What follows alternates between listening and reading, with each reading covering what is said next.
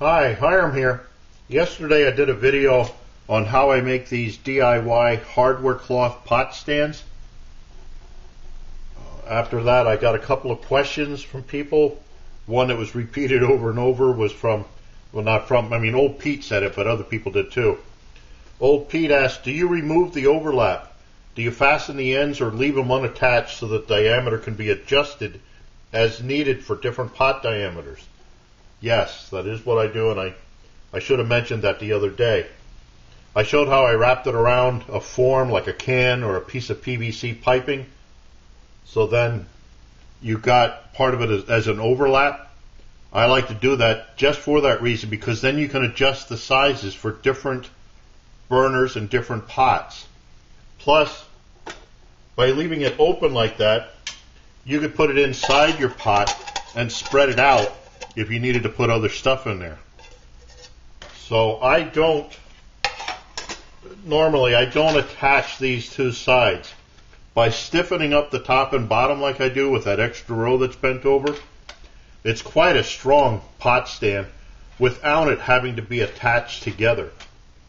Another good thing for it too is if you don't attach it and you have like a gap like this, hopefully you can see it, when you have a burner that has a remote on it, now this is just a short piece of silicone just for this, but you could just put the pot stand on like that.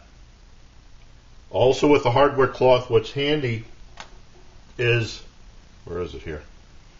You could cut a couple of the squares off on the bottom. Hopefully you can see that there like that. You can just cut off a couple of the squares and then that fits over your hose for a remote.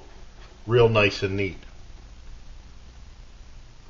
So yes, I don't attach the hardware cloth. I don't take the end and just butt them up and then attach them. I did in the beginning, but then I ended up having to make pot stands for every different kind of burners, diameter, size, and everything. And then I just started doing this. I mean, you can take it, you can make it smaller, it just overlaps. You can make it larger just by bending it out a little bit. So, and I haven't had anything collapse on me yet. When you put a pot on it, I mean, I'm pushing down on that pretty hard and it doesn't do anything. Yeah, you can't tell what I'm doing that. I should maybe do a weight test on this sometime, just see just how much this will take. But I mean, I'm pushing down on this.